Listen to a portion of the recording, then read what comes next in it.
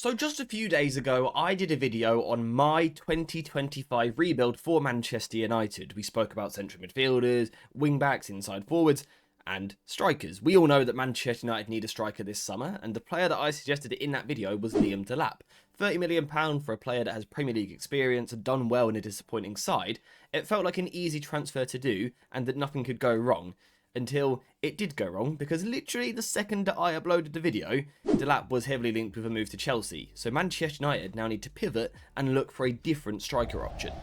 Now, before we just list off a load of different names of different players that Manchester United could sign, we first of all need to look at the profile of striker that we need. And I think for me, in my opinion, if we're not getting Delap, which now appears to be the case, I think we should take a different approach to the recruitment with the striker. Rather than going for a young striker who has a lot of potential, I think we should go for a proven striker, an experienced striker, someone that can come into the Manchester United team and already know themselves, if you know what I mean. Know their playstyle, understand what they're good at, what they're bad at, and knows how to play to their strengths and make the most of the attributes that they have. Whether that be being a tall player, a strong player, a quick player, a player who's great in the channels, whatever it may be, having a player that knows how to play to their strengths is absolutely massive. So I think United should look for an experienced striker that won't necessarily block the path of potentially someone like Rasmus Højlund if he stays at the club, or Joshua Zirkzee, or Chido Obi, who scored two very nice goals yesterday afternoon. So I think that's what United need up front, experience. In terms of the actual profile, the way that they play, personally, I'm looking for someone big and strong, someone who can protect the ball and someone who can look after the ball. What we've seen this season is that Rasmus Højlund, this man up here, has been too easy to play against. For centre-backs, it's been very, very comfortable. Physically, he hasn't tested them enough, and technically, he hasn't really had the ability to get the ball, play on the turn, and really ask questions of the centre-backs. That needs to change next season. So for me, we need someone strong, someone physical, someone powerful, and if possible, also someone that can get into the channels, because for me, ideally, I think this is what Ruben Amorim likes from his strikers. So now it's time to look at the options. So what we're going to do for this video is go through 6 different strikers that United could target this summer. We're going to start off with the most expensive, the most obvious, the sort of premium option, and then work our way down the list to the cheap kind of bargain opportunities in the window for Manchester United. And the first player that we are going to suggest is, of course, Victor Osimhen, reportedly available for around £65 million. The 26-year-old brings guaranteed goals. And I think straight away what Osman does when he comes into the Manchester United team, if he was to do so, is just a pure quality. Like, let's take analysis away from this for a second. We are without doubt talking about one of the best strikers anywhere in the world. Someone who guarantees goal output. We've seen that in the past couple of seasons. Someone who has regularly found the back of the net. Now, that's not to say he's perfect, or actually that he's the most lethal finisher in the world. He actually regularly underperforms his expected goals. But the reason why he gets so many opportunities is because he's just a genius in the final third, and his movement in particular is something that Manchester United are desperately crying out for in the penalty area. How many times in the past season have we seen the ball worked into a wide position with perhaps Dalot or Ahmad or whoever's in the wide zone at the time, the ball comes into the box and we just have no one there. The ball will flash across the 6-yard box and we're sitting there going, Højlund should be there, Højlund should be there, and he doesn't tend to be there.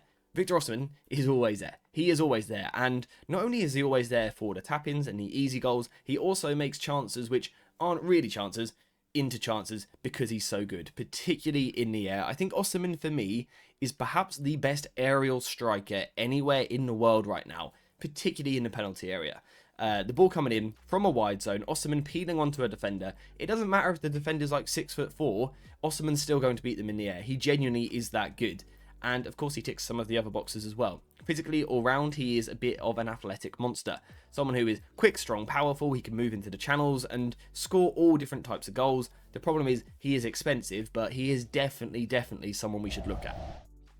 Now, the next option that we're going to look at is actually a little bit older. It's Ollie Watkins, 29 years old, and I'm going to guess he would cost around £60 million based on the bid that Arsenal had in January. I think in summer he's more gettable because Aston Villa could replace him.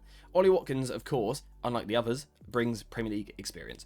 Ollie Watkins has been in the Premier League for several years now, and I would say, in my opinion, he's produced pretty much every single season. And the thing I love about Watkins so much is that he is just a nightmare to play against. He chases centre-backs and chases lost causes, lost balls into the channels relentlessly. The man does not stop running. He will chase everything and just cause chaos really up front with his consistency, his persistence in trying to win the ball. And, you know, like I said, that can be a ball into the channel. I think Ollie Watkins is great in those areas. And actually, from those positions, he can be creative for teammates. He's got a decent number of assists over the past few seasons. And I think that's something that Manchester United could use. If you've got someone like Ollie Watkins spinning into the channel, could there be a Mateus Cunha then box crashing, or an Ahmad, or does it create space for Bruno Fernandes to then receive the ball in central positions? Ollie Watkins doesn't just bring his skill set, you know, I think that also helps the players around him. The concern, I guess, for Watkins is that he's not necessarily a ruthless striker. I wouldn't say he is an elite finisher. He is an experienced goal scorer, and, you know, regularly over the past few seasons has put the ball in the back of the net a lot. But I wouldn't say he's ruthless. You know, when we're talking about the biggest names, the best strikers in world football, almost the guaranteed goal scorers, I wouldn't say Ollie Watkins comes into that category, which is a little bit concerning considering the price. But I think in terms of his all-round game, I do think he would bring a lot to United. Now, the next player I am going to suggest is probably the most obvious one. He's previously played for Ruben Amorim. He's available this summer. I am, of course, talking about Victor Gyokeres, 26 years old, apparently available for £55 million. And all you have to do with Gyokeres to understand roughly how good he is look at his numbers over the past 2 seasons. This man is a pure, proven goal scorer. Now, I know there have been conversations about the intensity, the pace of the Portuguese league. Does he get too much time in Portugal to get his shots off? And possibly. But one thing I will say is you cannot question a man who puts the ball into the back of the net that regularly. That's a skill set. Scoring goals is the hardest thing in football, right? It's the most important thing in football, outscoring the opposition, and having someone like Gyokeres regularly allows your team to do that. I think he's an amazing striker. If you would like to see a more in-depth video on Gyokeres, let me know in the comments down below. And also the same for the rest of these striker targets, because this video is a bit of a brief overview on each player. If you want more in-depth analysis, let me know in the comments below. But in terms of Gyokeres, again, I think he's a player who can get into the channels. We know that he used to do that under Ruben Amorim at Sporting.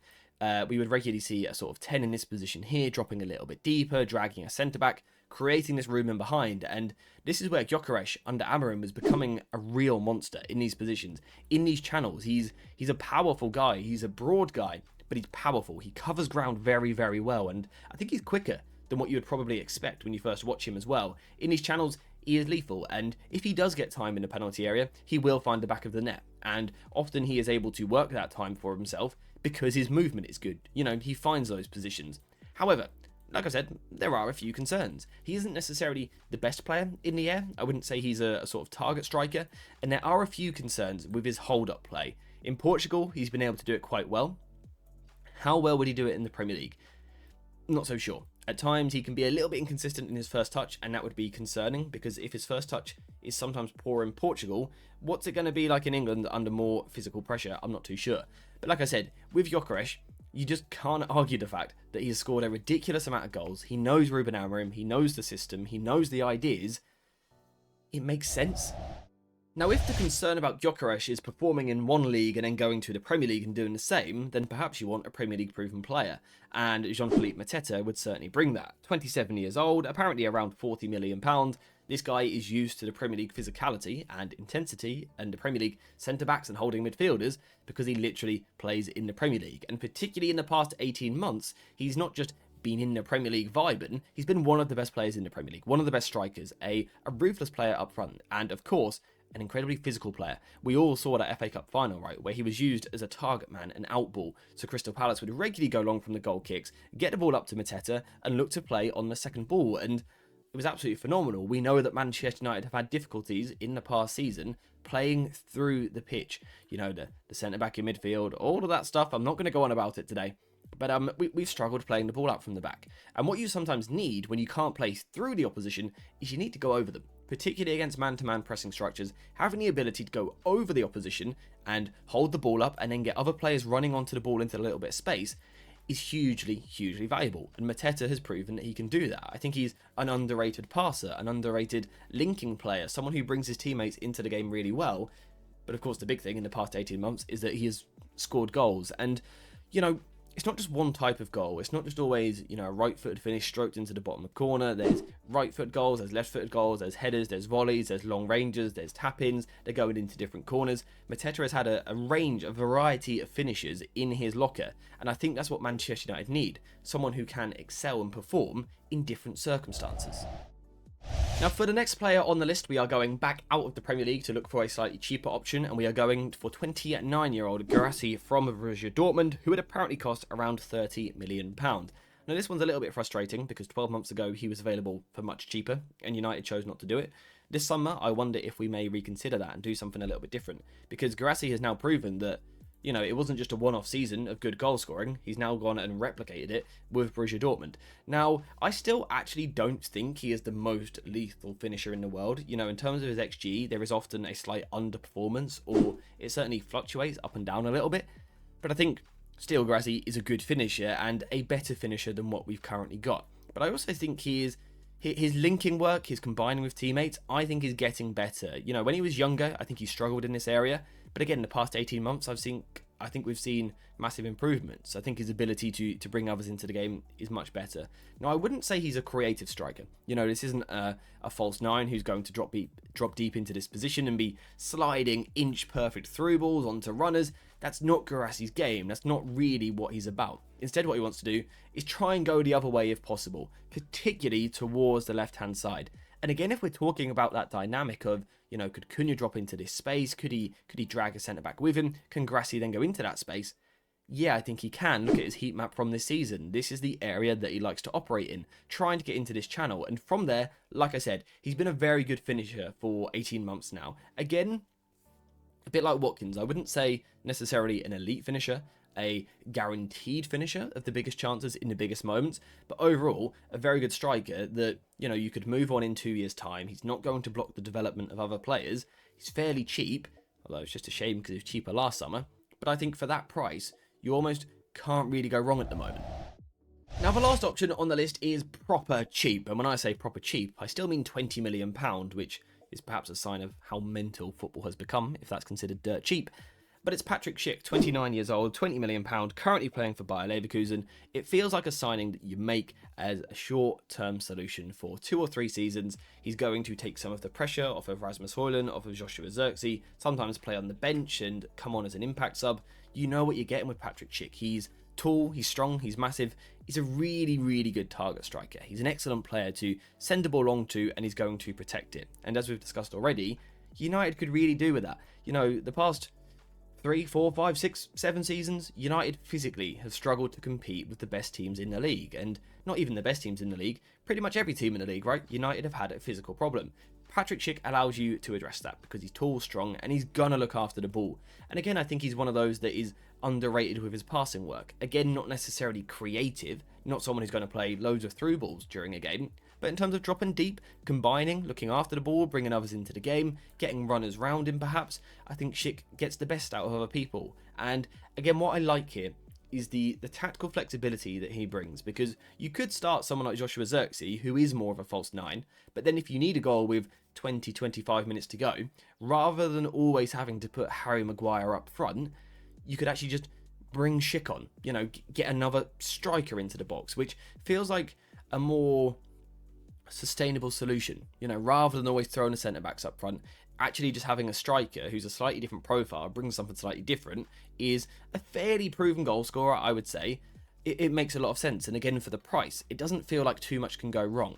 The only concern I would have with Schick is, well, there's two. One is the injury record. It's not been so bad in the past season, but prior to that, he has had some injury problems. And the other would be that he can be a bit streaky with his finishing. So he goes through moments where he just doesn't score a lot at all over the course of the season. And then he produces seasons like this year, where he's got the highest goals per 90 minutes in the Bundesliga.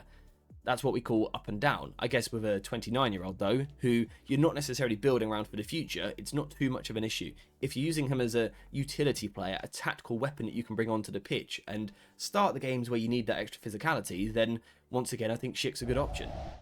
Now, again, I am very aware of the fact that this has not been the most in-depth analysis, and you wouldn't have necessarily learned loads about each of these individual players. The point and the purpose of today's video was just to highlight the fact that there are other options out there. We all reacted to that Delap news a little bit like, what now then? Well, go find someone else. There are plenty of options on the market. There's another 10 players that I didn't even talk about in today's video. There are lots of strikers on the market for Manchester United to target this summer. If you want to see more in-depth analysis videos on any of these players, let me know in the comments down below. I think Gyokeres in particular is probably one that we need to talk about, but that is for another day. In terms of today, these are some of the options. Let me know which ones you would like to see at Manchester United this summer. But apart from that, we've finished for today's video. So thank you guys very much for watching. Hope you have enjoyed it. And as always, I'll see you in the next one.